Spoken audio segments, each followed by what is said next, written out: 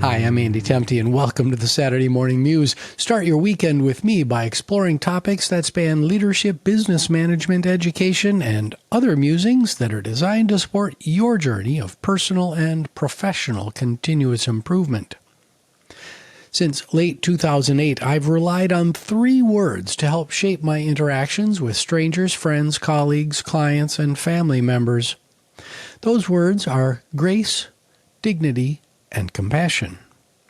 They served me well as we navigated the turbulent waters of the Great Recession and are proving to be particularly important during the current state of social unrest and extreme political polarization.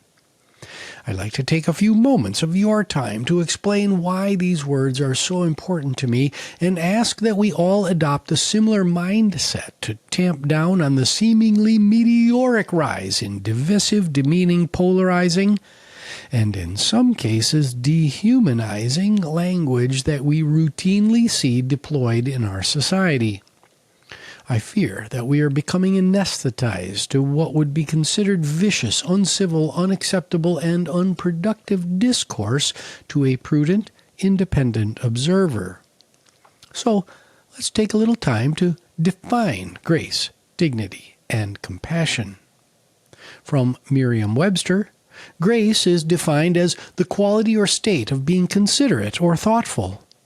This definition is clear and needs no interpretation other than what your mom, dad, or guardian taught you. Treat others as you would like others to treat you. This is the golden rule, of course, that is found nearly universally across philosophical disciplines and religious orders. Let's take the golden rule seriously. Next is dignity. This is the quality or state of being worthy, honored, or esteemed. I apply this word both internally to myself and externally to others. Certainly, I want to carry myself in a manner that exudes worth and esteem, but more importantly, I want others to feel like I hold them in the same regard. We will make greater progress in creating a more diverse, inclusive, and tolerant society if we hold others with the same esteem that we hold ourselves. There are countless examples from our history that we can learn from when we dehumanize populations or believe that we are better than someone else. Almost invariably, really bad things happen when there are perceived differences in worth across classes or populations. Next is compassion. This is sympathetic consciousness of others' distress together with a desire to alleviate it.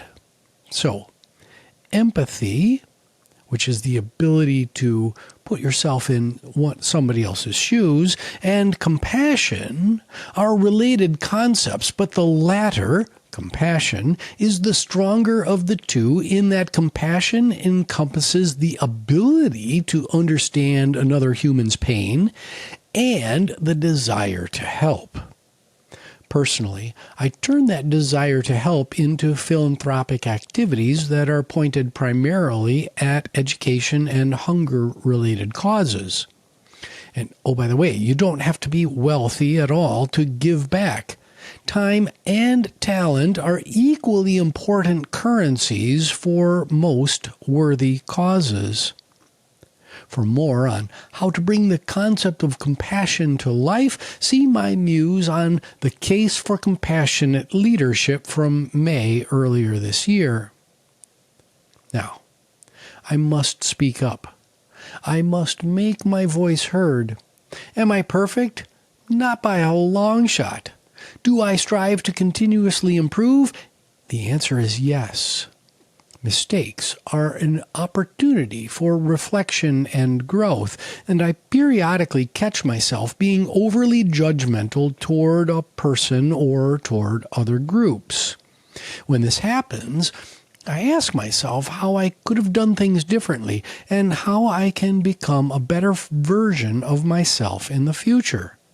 I ask myself a series of why questions to explore the root cause of my behavior. In other words, I engage in reflection and critical thinking. This muse is not a political statement, but is instead a plea for rational, logical, and productive public and private discourse and debate. Caustic, divisive, and purposefully denigrating rhetoric is wildly unproductive and has no place in our society. Dehumanizing others leads to violence and chaos. To make matters worse, we live today in a particularly dangerous time in which our always-on social media tools and partisan news and information sources become gigantic echo chambers that continually feed us mis- or disinformation that magnifies our differences, making it appear that the other side of a debate is evil and that we are under attack.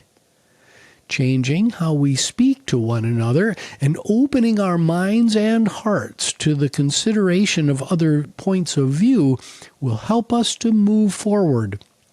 We will make greater progress, enjoy more economic success, and be the shining stars on the global stage that we deserve to be if we change our tack.